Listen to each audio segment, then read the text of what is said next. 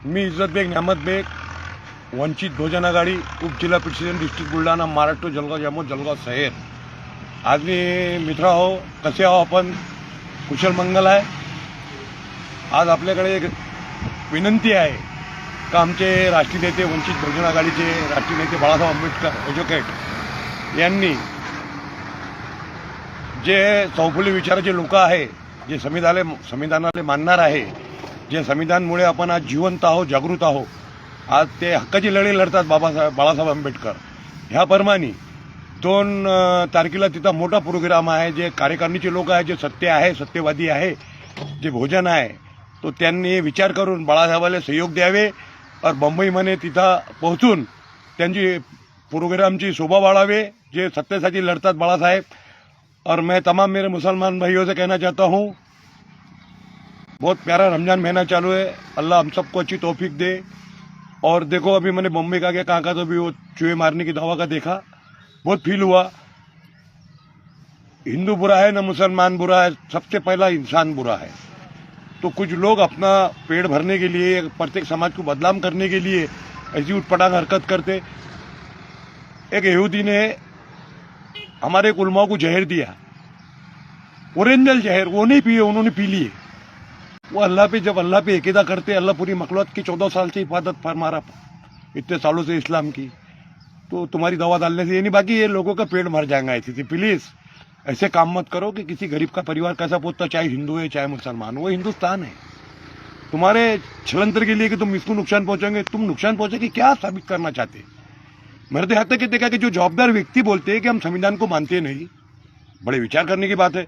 जिस संविधान ने तुमको उस काबिल बनाया, चीफ मिनिस्टर बनाया, महाराष्ट्र के मुख्यमंत्री बनाया फडणवीस सर, प्लीज़ आपसे विनंती है कि अम्बेडकर चळवळी के उपकार है अपन सब पे, आज अपन सुखी है. होते रहता, चलते रहता, 2 भाई है, बहस होती रहती. बाकी आप एक जवाबदार है, आपके पास में पूरी सत्ता है. दिल्ली से तो कश्मीर पूरी हिंदुस्तान की, आपकी पूरी फौज आपकी है, प्राइम मिनिस्टर आपका है, गृह मंत्री आपका है. तो मेरी आपसे विनंती है, इतने करोड़ होने के बाद में कोई फायदे की बात नहीं ना, अपन अपने आपस मतभेद का तीसरा फायदा उठा रहा. तो मैं तमाम देशवासियों से बोलना चाहता हूँ कि राष्ट्रीय नेता बाळासाहेब आंबेडकर ने 2 तारीख को वहाँ बहुत बड़ा प्रोग्राम रखा है.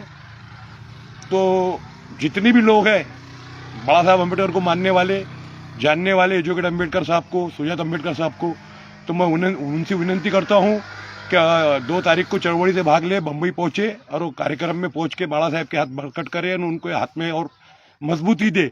और मैं तमाम मेरे मुसलमान भाइयों से कहना चाहता हूँ, सुजात अम्बेडकर साहब ने उठाए, बाळासाहेब आंबेडकर के लड़कों ने, अम्बेडकर चळवळी के चिराग है वो, बाळासाहेब आंबेडकर ने टीपू सुल्तान के बारे में उठाए, कौन से नेता ने उठाया. तो मैं ये चाहता हूँ आपसे कि भाई, एक तो तुम आप, आज जुमे का दिन है, मुबारक महीना है, सोचने का मौसर है. अल्लाह ने हर एक को सोचने की अकल सलीम दी, सगळ्याला विचार करायची बुद्धी दिली. आपण टट्टी नहीं खात, अनाज खातो. तो मैं सभी बोलने वाला हूँ, सभी देशवासियों कि मेरे भाइयों ऐसा करो, एकता अखंडा बनाए रखो, एजुकेशन पे ध्यान दो. ये लोग अपनी कुर्सी के लिए तुमको लड़ाएंगे, मेरे को लड़ाएंगे. इनके बच्चे विदेश में पढ़ रहे. आज महाराष्ट्र के अंदर 100-200 स्कूल बंद पड़ गए, हजारों स्कूल बंद रहे गवर्नमेंट के. ये इनको क्या आतंकवादी के लुच्चे बनाएंगे तुम. तो मेरी विनंती है कि अपने बच्चों को एजुकेशन पे ख्याल दो. और मैं फडणवीस सर से बोलता हूँ कि आप स्कूलें बंद मत पढ़ा दो. जो गवर्नमेंट स्कूल में शिक्षण है वो कहीं नहीं है. तो मेरी विनंती है कि बाळासाहेब आंबेडकर जो हमारे नेते हैं, हमने ना कपड़े बदले ना कुछ बदले, एक ही पार्टी में चल रहे, बुढ़े हो गए, मरेंगे उस दिन छोड़ देंगे वंचित बहुजन आघाड़ी को. तो बाळा साहब के विचारों से मिलो, उनकी विचारधारा से मिलो. और मुसलमान भाइयों, ऐसा नेता बार बार नहीं मिलेगा. आज तो असद साहब को चुनो तुम्हारे, नहीं तो हमारे नेता बाळा साहब आंबेडकर को चुनो. ऐसे आदमी को चुनोगे तो तुम्हारा हक मिलेगा. नहीं तो तुम 20,000, 50 लाख, 100 करोड़ कोई फायदे की नहीं. जब विचार ही तो 100 करोड़ कुछ नहीं कर सकते देश के अंदर. चीन रिमोट बना रहा, चीन वैष्णो देवी तक के आ रहा, अपने आपस में चाहे किसको चूहे मारने की दवा आ रहे. नहीं रे, मुसलमान की मारता रहे, हिंदुस्तान की जान है मुसलमान, आनमान शान है, जान जलती रहे. सब तुम्हारा होने के बाद में तुम परेशान है. अरे रे, हिंदुस्तान है रे, पढ़े लिखे लोग है रे, तुम टट्टी खा रहे क्या. उपवास का महीना पवित्र है. आज देखो ना इस्लाम कितना तेजी से फैल रहा. 14 साल से तलवार की जोर पे अगर इस्लाम फैलता तो ये मुकाम न रहता हिंदुस्तान के अंदर. पूरी दुनिया में इस्लाम है, हर इंसान इस्लाम कबूल कर रहा. सत्य पराजित नहीं होता, सत्य परेशान होता.